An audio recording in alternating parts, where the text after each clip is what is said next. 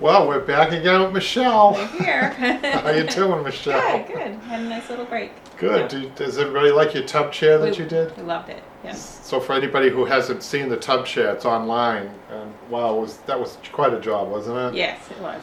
I don't think this is going to last as long as that. It would take as long as that. So it's an interesting chair that you brought me today that you want to do. Mm-hmm. So let's talk a little bit about it before we get going on it. Okay. So it is a manufacturer's chair, meaning it's a modern tufted chair, traditional tufted chair. It might fool some people, but not us, right? Right. So Yep. what that means is that they have a different way of doing it in the manufacturers. They use these clips, which you'll see when we take it apart. We're going to have to restyle this a little bit. I understand that you do want the tufting. Yes. Okay, so we have a different way of doing the tufting. We require a little bit more tension with strings and with the slip knot, but we'll show you how to do that. Okay. And I'll explain that once we get into this. So our goal today is going to be to get this taken apart, because I understand that you're going to do some refinishing on it. I am. Okay. The wood's not in great condition, and we're just going to paint it. So. Do you have a color idea?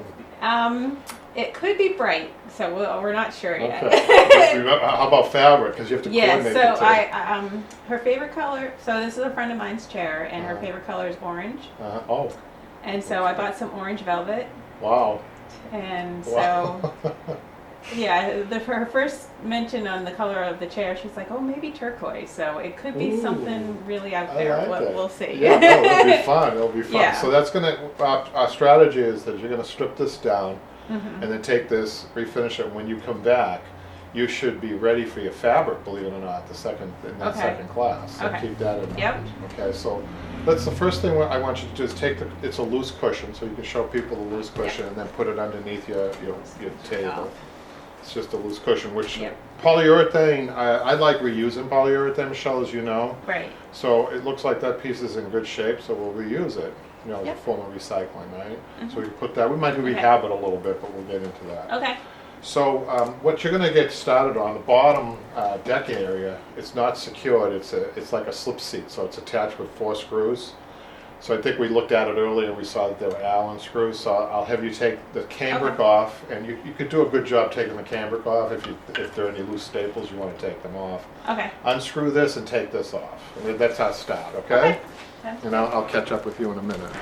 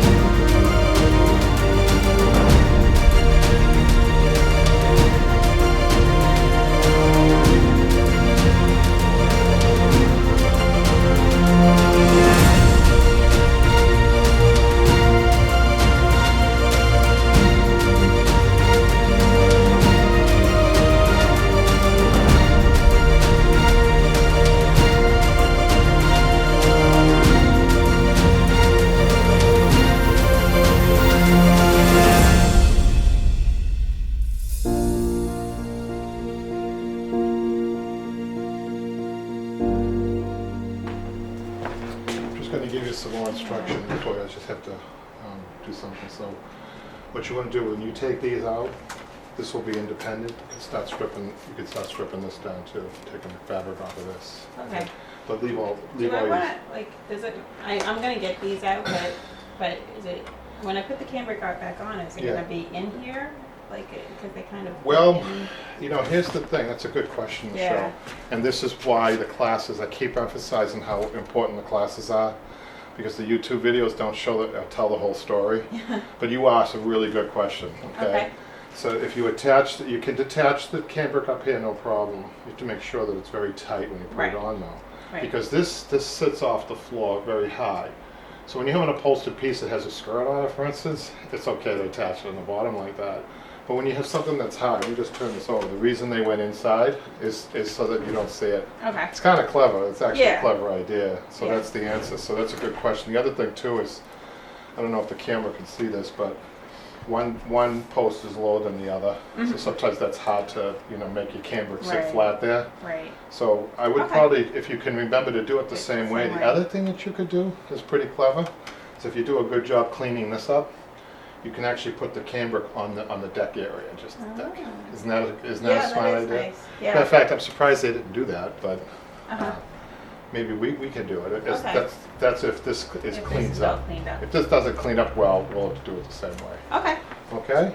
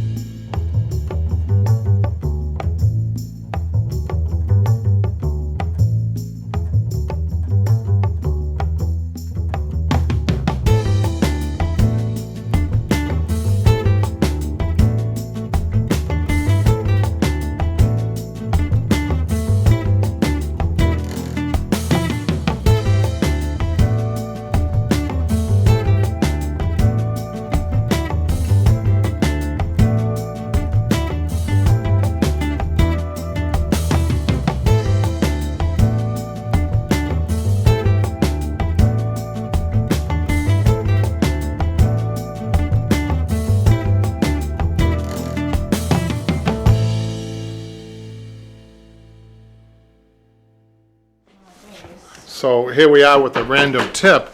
I had a customer, she has 10 of these beautiful dining room chairs. They're handwritten dining room chairs. And the fabric is about halfway through its life, but the chairs started to sag. So I did one chair for her. What I did was the webbing is failing. The original webbing is failing. So what we did, you can't really see it, but just I'll describe what we did. We put a filler in there of a 1-inch piece of foam, and we webbed the bottom, okay, in our traditional webbing fashion. You can go onto the site, the Broadway Upholstery School YouTube, to see how that's done.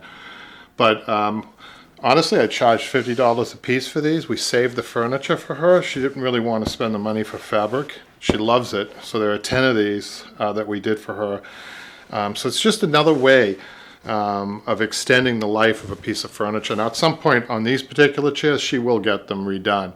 But for now, she's going to be happy. These will last another 10 years for her. So that's the random tip. And I see that Michelle might be ready for a question. So let's go over to her.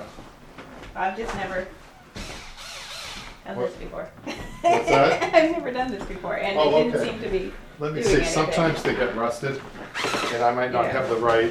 And this tool. So everybody, if you have a regular drill at home, an electric drill, sometimes the weight of the drill and also the power of the drill will make this job a little easier. The hand drills, sometimes you have to kind of act as the weight Okay. and the force Yeah. behind it, so it's a little harder to use. Let me just see though if it's Okay. possible. It might not even be possible. So I'm just gonna try to stand where you're standing. If you want to come over here, Michelle. Okay. Let's just see what's going on here. Maybe we don't even have the right Allen. Yeah, I don't think that's the right one. Let's change it up. Okay. Yeah, sometimes these get so rusted in that I end up breaking them, and I'll show you how to do that.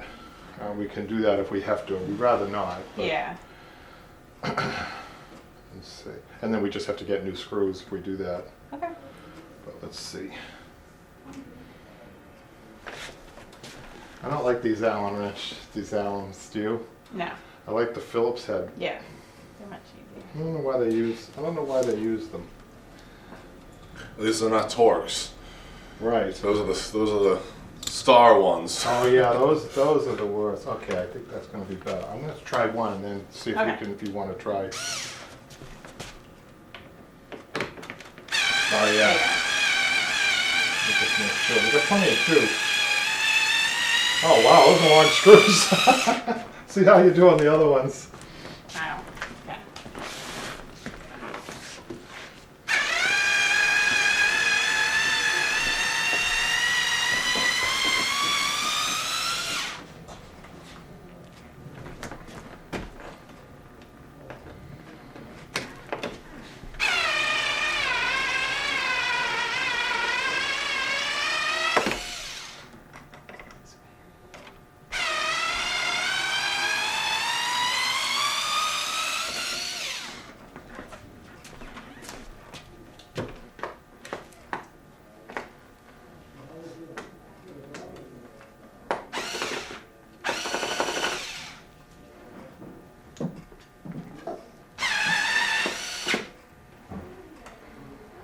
This one might be a different size. Weird. What's that, Michelle? Well, the thing is broken, but Look at that, yeah, huh? it's not coming out. It's not But coming it might- out. But I'm not sure if it's like a different Let me size. see. I'll just see if I can. You know, and they put these in with pneumatic guns. Yeah. So they have a lot. They have an advantage, don't they, the factory? There we go. That's not a serious issue, you know, as far as the overall, you know, strength or anything. It's not going to make an issue, I don't think. Okay. Unless, if you want, you're going to be taking this home. You can, if you want, drop a little glue in there, put a little clamp in Definitely. there. Yeah. You know, that might be a good idea. Okay. So we're all done with these. Let's put these away. Should I just leave these in here? What I usually do, Michelle, is if they're stuck in there pretty good, you can leave them in, yeah. Okay. Then they're all ready for us when we. Word. Yep. So what I would do if I were you, I would put the chair down for now. Okay. And just then, work on and this. then show you how your stripping skills and what type of tools you're going to use. You probably already have a strategy for that, maybe? What do you think would be the best tools? Should I try? Let's see. Should I try using the needle nose pliers? I don't really can- particularly like the needle nose pliers, but if Okay. you like them, that's fine. Oh, it's fine. I think that should be your first strategy. We're trying to, speed people up with the stripping process. Right. So my first strategy would be to try to just roll the fabric to see if Yeah. the staple comes. And that's a bonus if that happens. Yeah. The only time you can't do that is on these slip seats that I just showed for one of my quick tips. You can't do it on that because that's a reusable fabric. Right. But if you're not using the fabric, it could be kind of rough, Yeah. right? So that's my first approach, and then I go back and clean up what I need to clean up, okay? And if the needle knows, if that's a tool for you, let's just show the camera what Michelle, is this a favorite tool of yours, Michelle? I do like it, but. So she does, I do like it depends on But the it person, depends, really. yeah. I like the snub nose, which is she's using now, and she likes the needle nose, which is fine. We have other varieties that I want to show you too while I'm at it. So regular pliers also will help, will work. This is another pair of side cutters that I lost the handles to that I custom made just with tape. And these feel good. These are like fixed to my hand, so I like these. It was one of the smaller side cutters for people people may like the smaller side cutters. Can't get my hands on one, but they come in all different sizes and shapes. So I'll be right over here if you need me, Michelle. Okay.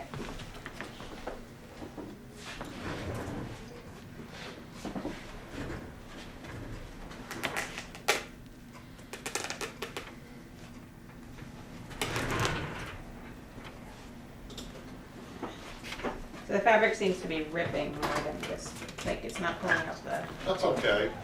Oh, it doesn't work. In other words, it doesn't roll. The staple doesn't come out. You might find along the pleats it That might, one works. but everywhere else it Yeah. might not. Yeah. Yeah. Yeah.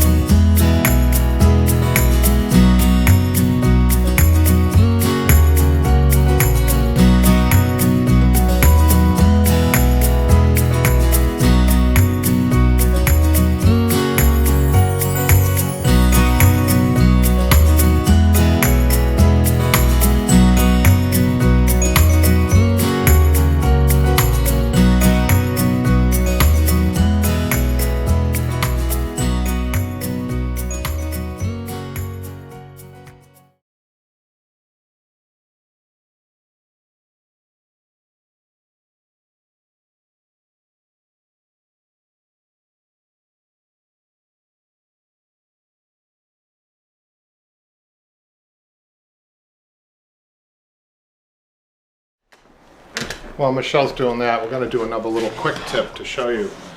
This side chair came to me. Not every piece of furniture, if you've watched my videos, needs to be taken down to the frame. I should say that right away.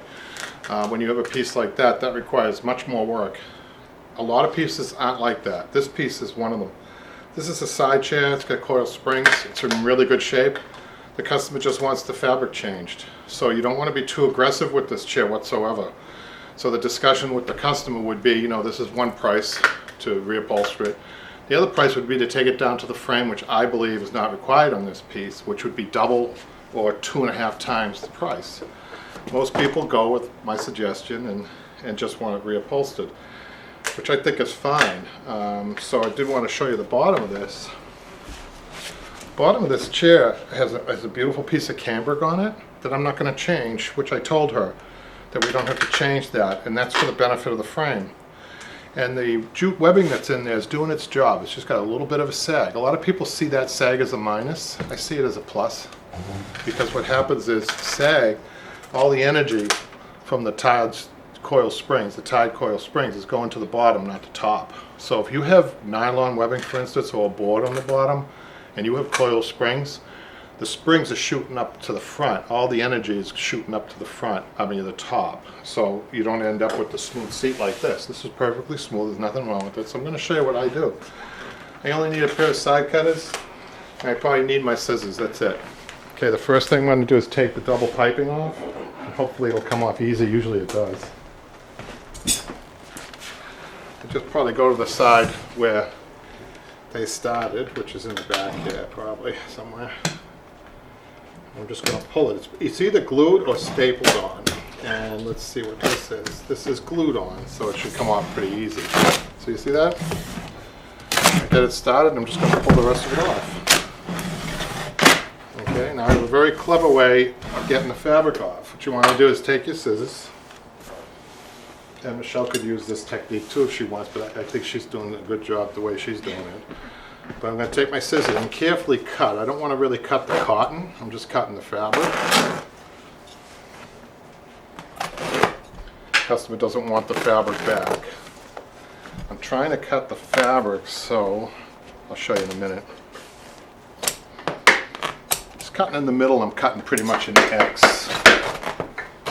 So that I can get it to a point where I can tear it. I'll show you.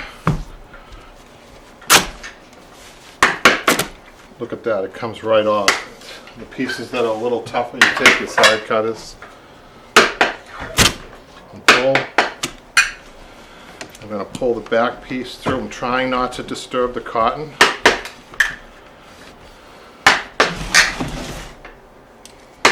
Give that a pull. Look at that, pull right off. To the front. It's not always this easy. But this is coming off really easy. And I'm going to check to see if any staples are left. Be interesting to see. Sometimes they come with the fabric. Sometimes they don't.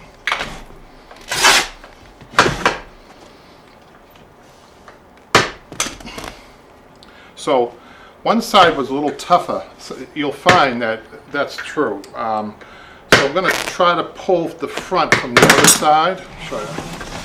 That was stuck for me, so I'm going to come this side. It's interesting, sometimes it just tears easier from one direction. It's to do with the weave of the fabric. Oh, look at that. See that? I was really struggling on the other side, but that came right off. Come over here, pull this down. Side came right off. One last piece here. Try not to disturb the wood too. You notice when I'm turning my pliers, I'm turning up like that. Now I'm going to take my fingers and I'm going to just gently rub them along the edge here. If I see any loose staples, I'll grab. There's a couple of loose staples, but not many.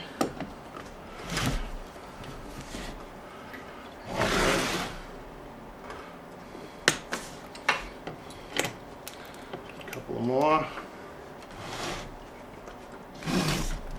A couple of more here.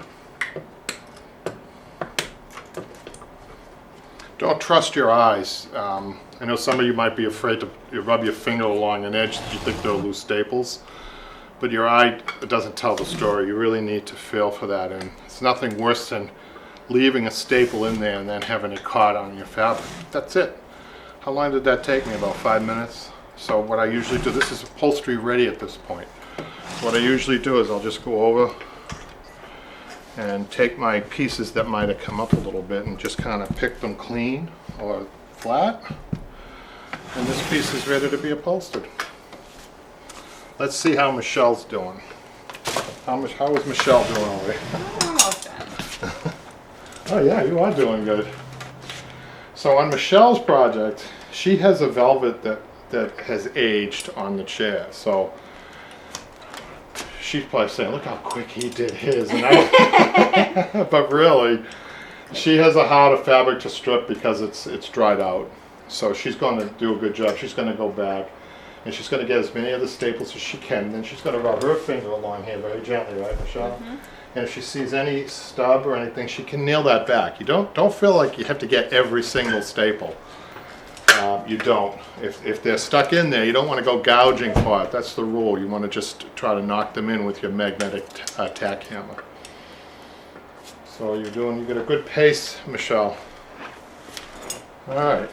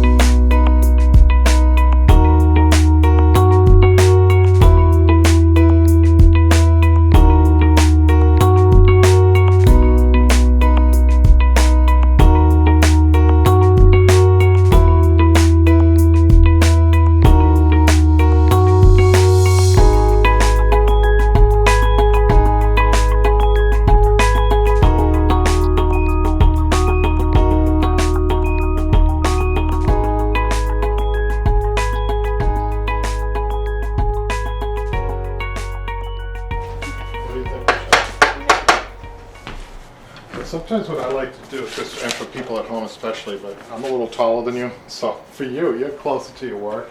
So a lot of times I just find myself, not because I'm lazy, I just get better leverage when I'm down like this. So if I was stripping this, I noticed that you stripped the whole thing standing up. Yeah. So with me, I'd have a backache because you're on the, so the closer you are, so I would remind people too that, you know, if you're not sure about this, you should probably have goggles when you're doing this too, because, you know, you could lose a... I thought about that halfway through. It's too late now, right? I forgot too. Yes. But when you're close to your work, it's probably even more essential to Yeah. have the goggles. When you're up here, not so much. But anyhow, so, I just removed that so that the tag police, the license police are gonna come get me, right? That's an old joke. So are you happy with the way this I cleaned think up? so. Yep. Okay, let's flip it over. And Just get this rid here of you all can get rid of the felt, I guess. The felt's no good, but not the bottom felt, just the Okay. top felt, because that's just, we'll use something else. Okay. So this felt, I think what we can do is we can tighten this up, Okay. or we can, you know what I'm inclined to do? I just want to show people what's happened here. So this is a manufacturer's material, which would be okay to be used if it had burlap under it. So we use burlap, right? Right. So if Michaela pans over to this chair has zigzag springs on the back. Do you see that, Michaela? But they used a burlap over the zigzag spring, Yeah. right? So the burlap is good because it doesn't cave in. Like, look what's happened here. Can you see that, Michaela? Can you get a close-up of that? How this is caved in here? See right in here? How that's caved in. And then when we turn it around, you see how it's caved in? So that's a bad thing. So we are going to put a new piece of burlap on this. Okay. Okay, but we're not going to do that right now. Today we're going to focus on stripping the piece. Okay. So I'm kind of excited to getting that up there to see what's going on with that tufted With the part of tufting. it. So I think we're all done with this for Okay. now. Sure. So you can grab that. You may want to, you know, good habit forming for everybody Should I at put home. this down here? Yeah, and this is the screw for your other. Yes. Might want to put that in the chair. See, what I like to do, you guys, for each new application, even though Michelle is going to be painting the frame, I think it's a good habit to get into. She doesn't need any more marks. It's just clean up. This is how I clean up. It all goes on the floor, and then I sweep up from there. But then I want to make sure, great habit for me, Michelle, I want to make sure that I got everything. So believe it or not, I actually feel, I don't even trust my eyes to do this. I actually feel to make sure this, so far I picked up 2 staples. And I feel that you're really good now. It's all cleaned up. So you'll be able to put that on its back if you need to, okay? Okay. Without worrying about a staple going into your finished wood, right? Okay, yep. Okay. So let's put it back up here. I'm gonna test the waters. What I mean by that is, you're gonna see if you can grab hold of this piping. I'm not sure how they have it attached, so Okay. why don't you grab hold of that to see if you can pull that off. Hold the chair. Yeah, I got the chair. Okay, so they've got it glued, right? Mm-hmm. Good. Nope. So I think you might need your side cutters to get hold of that, or a pair of pliers. So I'll hold the chair. It does require holding the chair, doesn't it? Yes. There you go. And they may have a combination of staples too holding this in place, especially at the corners, right? There you go. Okay, so the first thing I do is I go along and get any staples. There's a staple here that was holding the piping on. I'll feel along each time that there's one up here. There's two. I found two already. 3 on the other corner. On the so corners, they yeah. And then maybe a couple more down here. Then I'm going to give you the next bit of instruction. Okay. Then what I want you to do is with your side cutters, pull the fabric out along here. Okay. Okay. I'm gonna And try to be careful when you do that. Although you're not reusing the fabric. What I'm trying to do is preserve as much of the tufting underneath the cotton and everything as I can. Okay. So try to be as careful as you can.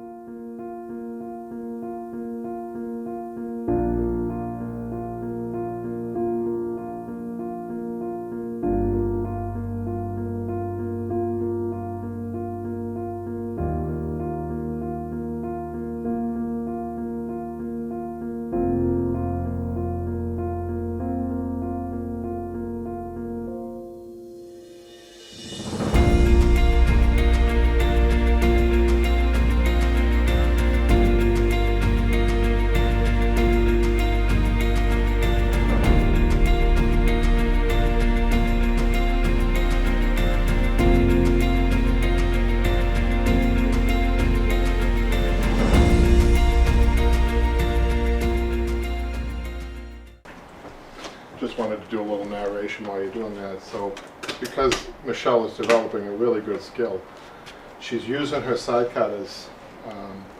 She's not using the wood. It's tempting to use the wood because that's the obvious place. That's where the most leverage is against the wood.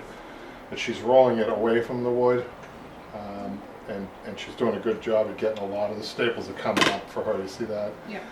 It's not bad when you consider that there's about 80 pounds of pressure put on each staple, right, to put them in. So, fortunate you're able to do that. And she's trying to save. Now, fortunately, they didn't have cotton in here, so she can even be a little bit more relaxed when she's doing this part. So we try to preserve as much as we can. The foam is in excellent shape, even though it doesn't look, attractive. But foam, as soon as it comes out of the factory, starts to brown. It's just the nature of that. So we're going to have to do some redesigning on this piece too, and we'll explain that after Michelle takes that off.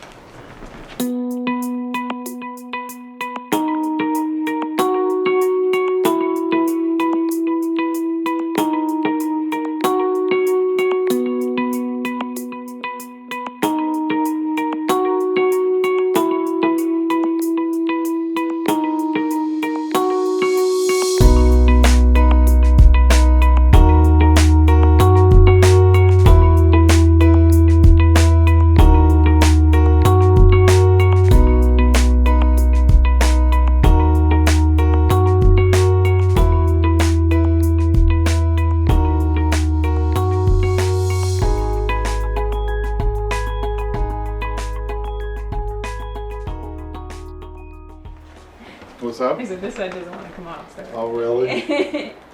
Oh, actually.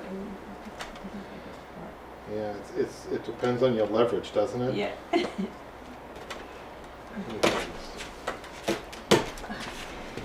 So that side's harder, so that's interesting, isn't it? It's because you can't get the right leverage on it. Yeah. So maybe what you should do, Michelle, hold on a second. Yeah. We're gonna get you another view of the front camera. That front camera's gonna show you. Okay. See if that helps. Because we're sure that our padded bench has no tacks or anything like that. We can turn the chair any which way, although for the camera angle, we're trying to get as much in. Does that help? That was much better. So I've noticed even myself when I'm doing work on camera that it's hard because we have to show people. you know. Right. and you're not turning the chair the way you would be to be comfortable stripping it, right? Try to go from this way. Yeah.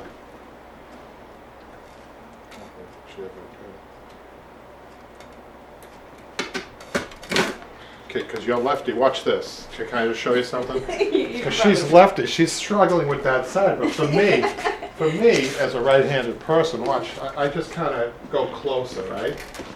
And I pull. Look at that. Look at that. Right? Yep.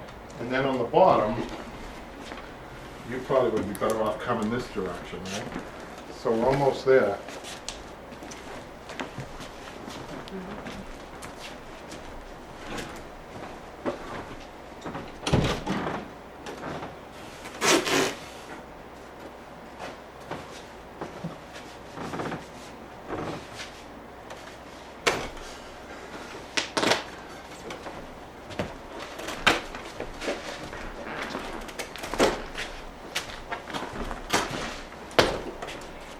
How'd I do? I came over just when you were done.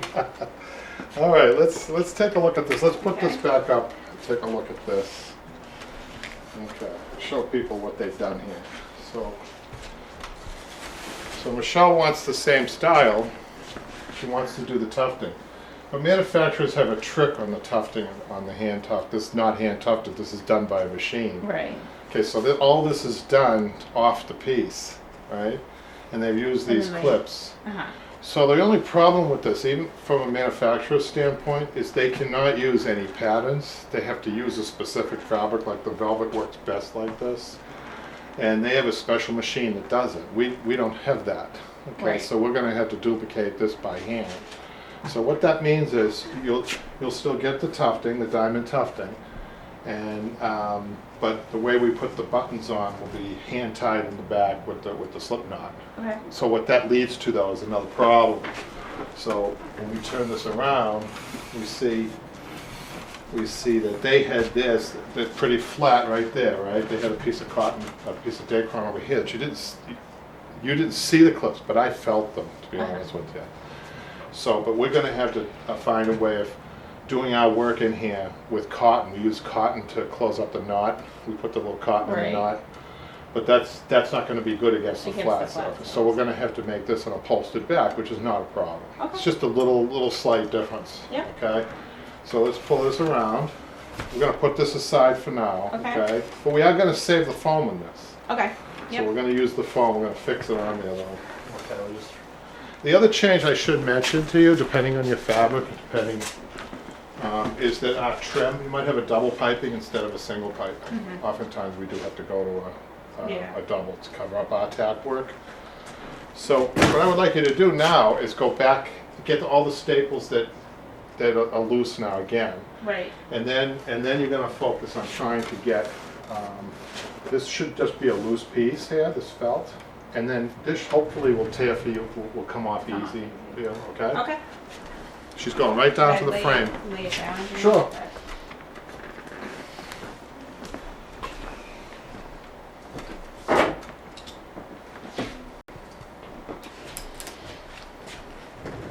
Actually, while Michelle's doing that, I have another piece of furniture that needs to be stripped, and it'd be interesting to see if this piece is as easy as the last one, but I don't think so. So I'm going to start with the back first, the outside back. I think that's the only thing I'm going to show you. So there's the ways of closing an outside back. There are at least 3 ways of closing an outside back. One is hand stitching it, which is the easiest to take off. The other one is using that ply grip that you've seen in some of my videos. It's called ply grip. And the other, which I don't think they used on this, is a metal strip with prongs in it. It's called a tack strip. I don't particularly like that one. I don't think that's a good as finish. The best finish, honestly, is a hand stitched finish. But let's just see what they did here. Let me just move around here on the floor to show you. Again, this is being reupholstered, so I don't care about ripping this, but what I usually do is try to tackle the whole thing first and pull it. See that? Right? If I can pull the welting and the fabric all at the same time, I do it. And look at that. Not too bad, right? So they did have a ply grip in here, that metal strip with the little prongs in it, right? And this is actually coming up pretty good for me. I'm happy about that. Now sometimes, you know, you see Michelle, you get really stuck on fabric. You can't, there's no quick way of doing it. Sometimes you have to go to the one staple approach. I see where they went over the old fabric, which isn't necessarily a bad thing. Sometimes when a frame of a chair, you know, they're not repairing it. I don't do that. I usually go take the fabric off. I might end up taking both of these off. So that's a bummer, but that's okay. So I'm just going to throw that away. And then I'm going to go back. That was, how many minutes was that? Like 2 minutes. Now, that time could, if that was some situations were hardwood frames, same style with the ply grip, sometimes you're taking off one staple at a time, and you can increase the stripping of the hours that go extend from there, really. So that part took me 2 minutes. So it could take you up to an hour or over an hour if it was really in there good. So I'm just gonna, same thing I showed Michelle, I'm just gonna run my finger along here just to make sure I get all the loose staples from that, taking that off. Let me just go along here, there we go. I'm happy with that. It's not done yet, but that's just the first step. So that's good. So I won't be stripping this entire thing for you today, but it's good to see how different fabrics react to your stripping, to your pliers and to your hammering. Look at Michelle. I got to pan over to Michelle. Look what she's done. Michelle, looks like you had your Wheaties today, huh? I look over and she's almost got the whole back off. That's what she's doing, is she's taking off the outside back. And the outside back is put on first, which goes against a lot of the rules of upholstery, right, Michelle? Yes. And then the inside back goes over that. It's kind of the nice, you know, it is a nice style. It's got the recessed panel on it, but we cannot do the same style. The only way we could do that same style, Michelle, is if you didn't want the tufting. Uh-huh. But they really want the tufting, right? Yes. So she's going to end up with a much more substantial piece of furniture as a result of that too. So good.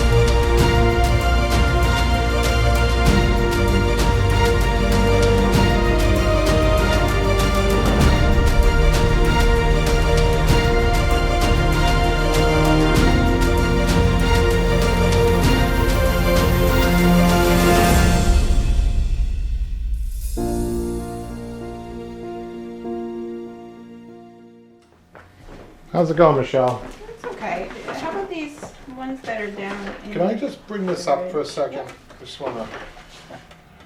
So what I normally would do, this is how I would do it. I would be going like this, right?